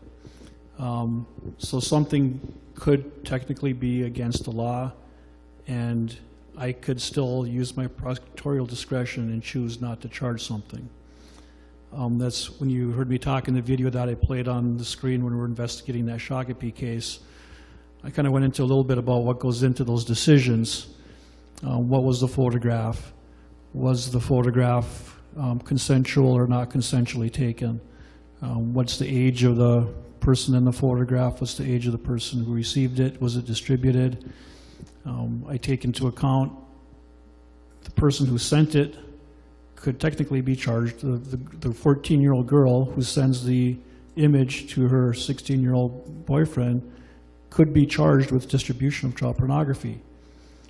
Is that what the child pornography statute was written for? I don't think so. So I could choose, in that case I could choose, well, it was, she took it consensually, he received it consensually, he didn't distribute it, it was just between those two. I could say, no, that's not what it's for. They were investigated, they got police involvement, parents were notified, hopefully that's going to be enough to stop that. The more trickier cases are that image gets sent to that 14 or 16-year-old boy, he sends it on to his hockey team. Now what do I do? That person on the hockey team sends it to his friends, one of his friends that he met at hockey camp that lives in Maple Grove. Now that hockey team has it. That person sends it to a friend that they met at a hockey camp in Canada. Now that image is in Canada somewhere. Where does that investigation stop? I've got his cell phone for the first one. I've got 18 phones from the hockey team. I've got the Maple Grove police involved. They're collecting 18 phones from that hockey team. Should they all be charged? Because it's just an endless cycle. The quick answer to your question is I don't have to charge. I can use my discretion to not charge depending on the circumstances of each case. But it's just an example of how wide an investigation can get. So you guys had mentioned on Snapchat that you can save the pictures. I guess I have two different questions. Do they actually save if you turn on that setting for the ones that come in and go out, or is that still deleting it? And then my other question is, if they have the location off, does it still store the location for pictures taken? If they have the geotagging turned off, if the geotagging is turned off, that is, it's probably not going to give them the geotagging information of where they're at as far as a lat long and translating that into an address. As far as storing that, it's always going to be stored on a server somewhere. So even if it disappears, what the kids do, if they want to keep an image, they just take a quick screenshot and then they've got it. They've got it in the memory of their device, whatever they're using. But as far as if you have your location turned off, it's not going to give that metadata, which would show where the address is. Now, you can have security settings, and I want to touch on this a little bit. If you have security settings on, for example, Facebook, when they do their updates, and your original security settings are probably going to be gone, and that catches a lot of people, off guard because they thought they had security settings, and all of a sudden they don't. So that's something else to be cognizant about, because I'm sure most of them do that. I know for a fact Facebook does that. So once they get a major update for Facebook, all of those security settings are gone.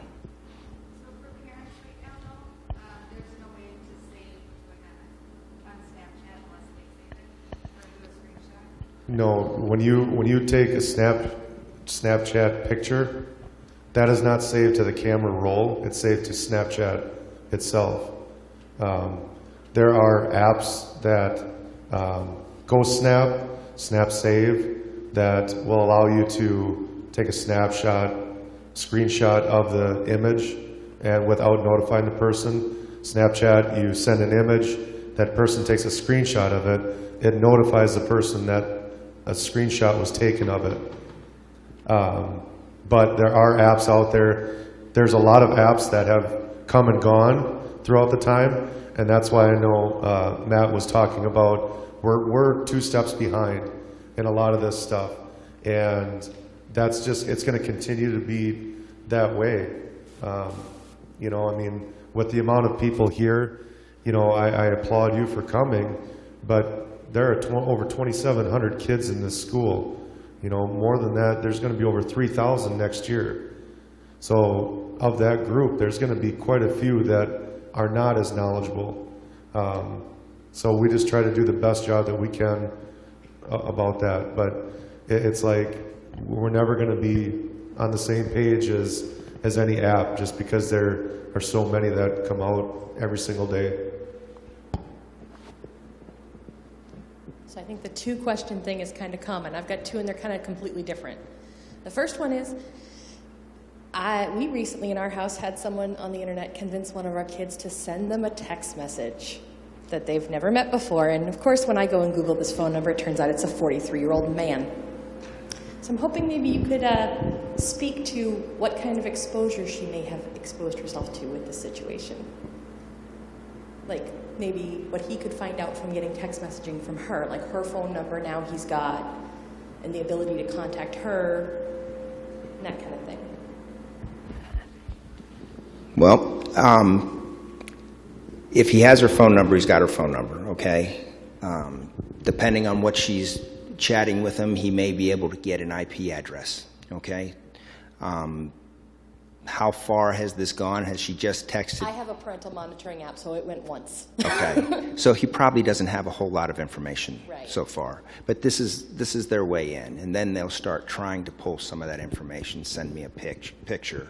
And, these predators know the lingo. I know Jamie mentioned before trade. Trade is sort of trying to hide what they're asking for, but everybody that's on the know knows exactly that means send me a nude and I'll send you a nude. So if you caught it once, that's exactly how that's supposed to work if you're monitoring that. Yeah. So you probably sort of nipped that in the bud before they got any information. Yeah, they don't have a phone back till at least October. We'll see. Second question. So related to your first one, if you're concerned enough that you're wondering, should I tell the police that? You should be telling the police that. We have investigative tools we can use, and we can't always. Sometimes it's a made-up phone number and they're using a computer to do it. It's not actually from another phone. But just like other crimes, if you're thinking, should I call the police, you should call the police. So if you report that stuff to us, we can. There are times when that may be happening to your student. It may be happening to 10 other students. Nobody tells us that it's happening, we can't try to take action on that predator. So I encourage you, if you think that there's a crime occurring, to report it. We have liaisons in the middle school. The Savage Police Department has a liaison at it makes it easy for the student to report it, but parents can call us. We're a 24/7 operation. We'd be more than happy to come out. Sounds good. And that investigation, might be happening in Savage, but we would then network that out across the metro area. And he may, like I said, be doing 10 other kids, maybe some active cases going. This will be another way to get to them. So it's great to share that with us.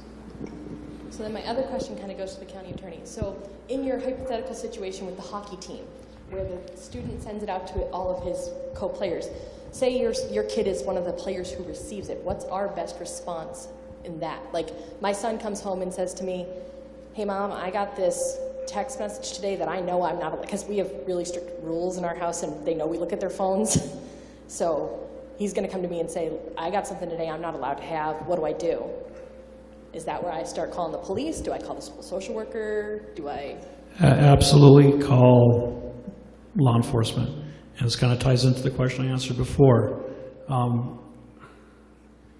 In that situation, absent anything else, your kid, for receiving that, he didn't ask for it. Right. I would not charge that person with a felony possession of child pornography. So as a parent, you have to keep in mind those factors, but as a parent, you also have to realize that that image on there, most likely of a underage girl, is a victim. Her privacy needs to be protected. Her rights need to be protected. Whether she consensually took the picture and sent it to her boyfriend or not, at that point is irrelevant. She didn't consent it to be sent to 20 other people. So you have to remember that not only is, in your situation, your son involved, but there's a young girl who's a victim, and that image needs to be stopped in its tracks.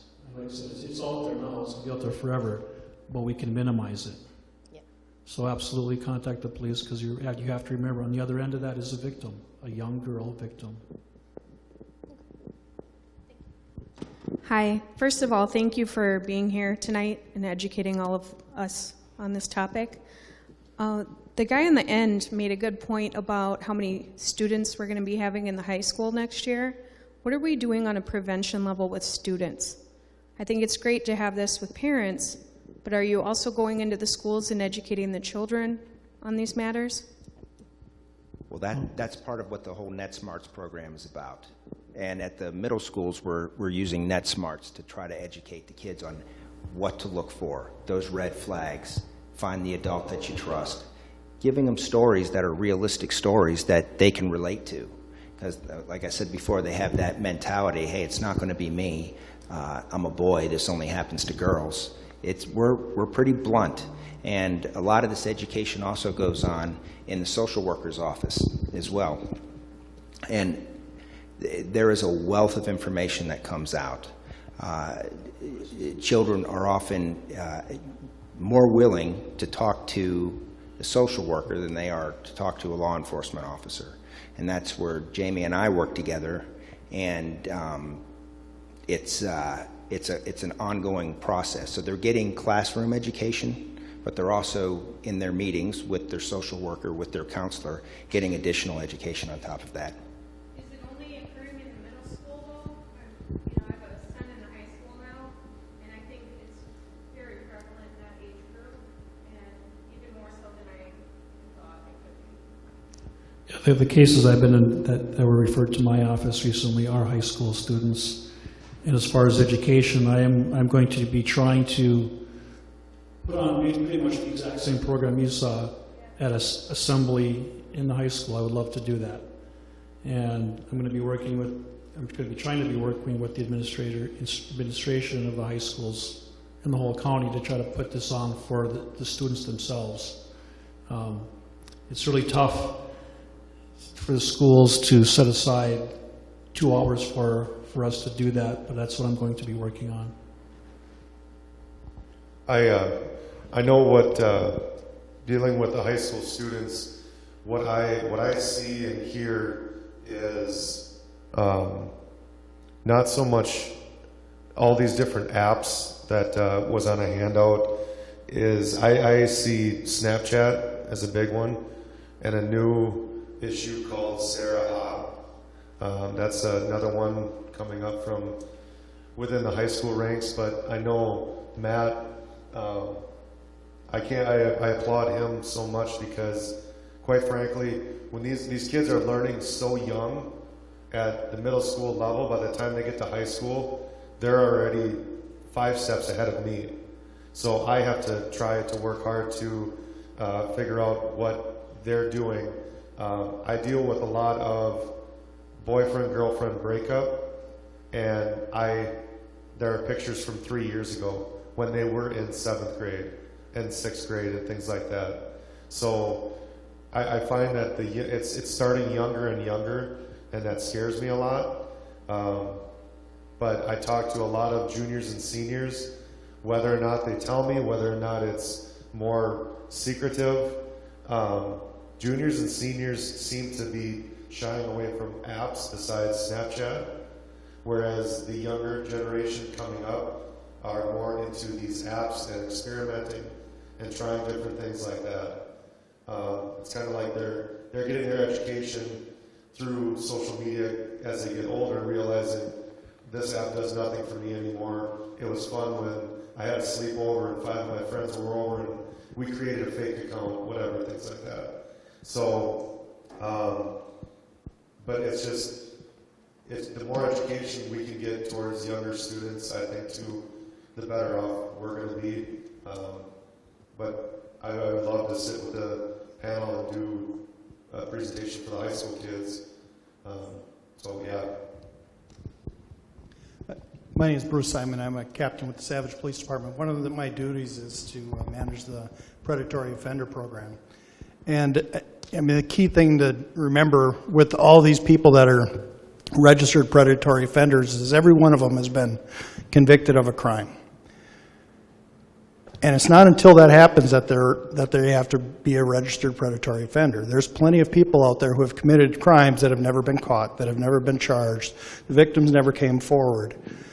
And many of them had committed their first crimes when they were in high school. So, I mean, those are things that our kids need to know. And we need to communicate that to them as parents. And it's not always the creepy old guy that the stereotypical predatory offender. It can be the attractive person sitting next to them in the classroom, or somebody they meet online, and that has and will happen again. Some of today's high school students and throughout the state are tomorrow's predatory offenders, and it's just reality. And to follow up on the education piece, there are reasons why some of these kids are doing this, and some of those are more of a need that I think Jamie could explain in more detail, but there's a reason. A lot of them know it's wrong, they've been told it's wrong, but they get something from it, and I'll let Jamie talk about that as far as...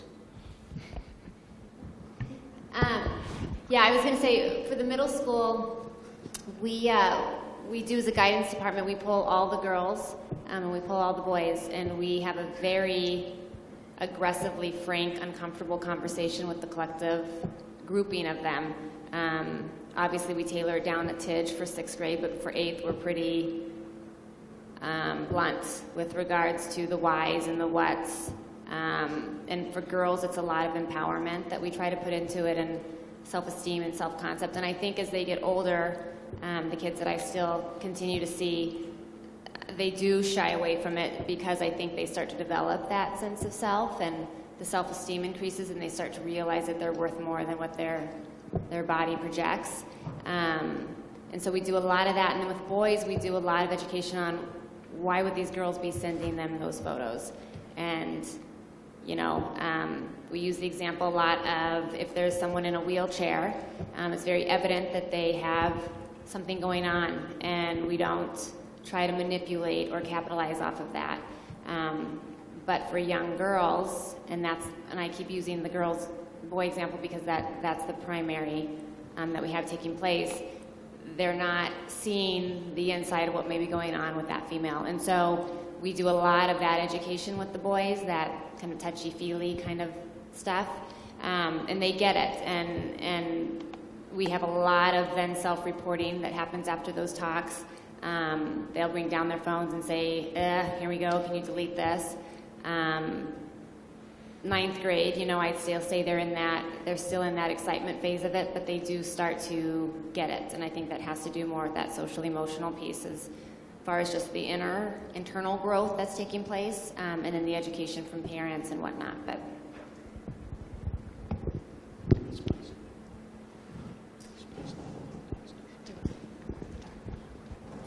one quick thing, I know you got a question.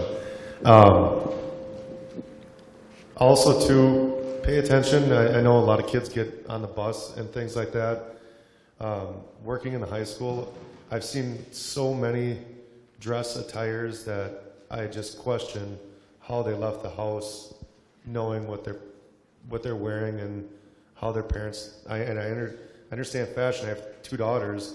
I get it, but there's the dress attire is another really big thing that I think a lot of females want, that attention, especially younger females coming up, and believe me, they're getting it, because I see the boys' reaction when they walk by. But just know also when your kids are walking out of the house what they're portraying as an image for themselves. Our kids are young and just starting. They've been given dead phones, and they've been given. Now we're starting to get into. The oldest has a real phone, but one of the dead phones, she has apps on there, and now we're starting to get text messages on my husband's phone that's asking her for job applications, and he's getting those nightly. How do you, we're assuming it's phishing and spam, so we're not going to touch those buttons, but how do you figure out she won't tell us where where she's giving out the phone number, but how do you get rid of that or stop it? It may not be that she's giving out a phone number. It could be they're gathering data from just sites that you hit. When you have a dead phone, that doesn't mean the phone doesn't work. So if they go somewhere and they have an app on that phone now becomes a communications device. Now, a dead phone, I assume you gave it so they can call 911, correct? No, that's so she That's could not call why you on it. Okay, because any dead phone you can call 911 on. So that's often a good plan to start your kid off with, a dead phone. If there's an emergency, you dial 911. Problem is when they have apps on them, once they get into Wi-Fi, free Wi-Fi, like McDonald's, or there's so many places that have free Wi-Fi now, they can now communicate with those phones. So maybe she's been visiting some sites and they're gathering some telemarketing data or online marketing data that they're now targeting you with. And that could have happened without her ever giving any information out other than visiting a site. I would look at the apps too, because there's a lot of them that just require Wi-Fi. So if they hook up to Wi-Fi, they can text free, they can have all these different texting, messaging apps, different things like that, to the point where they can provide any information that way as well. So I always said a stolen cell phone with the SIM card removed is a glorified iPod, but some of these kids might not even know what an iPod is anymore. But just, I know there wasn't very many of them, but this handout for the apps, and these are all labeled as negative apps towards teenagers, and the reasons why are labeled. So if you can grab that and use that. Well, it's past 9 o'clock, so was there another question? Go ahead, okay. Yes, I had a question. It was just, on the screen you had briefly mentioned Xbox, and I'm completely clueless on Xbox.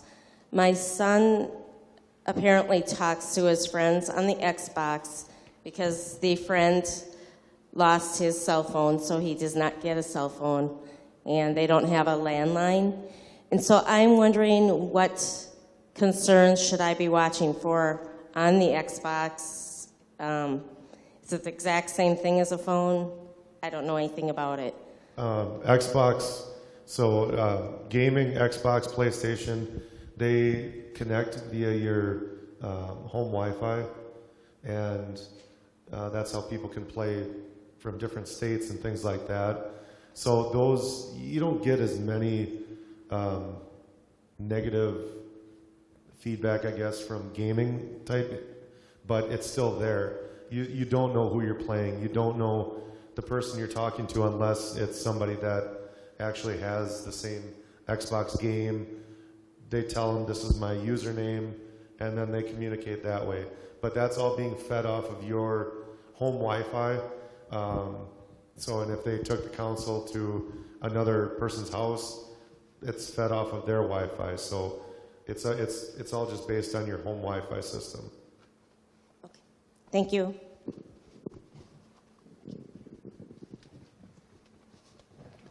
Well, thank you all for coming. If you have any other questions, we'll be milling around up here. Feel free to come and talk to us.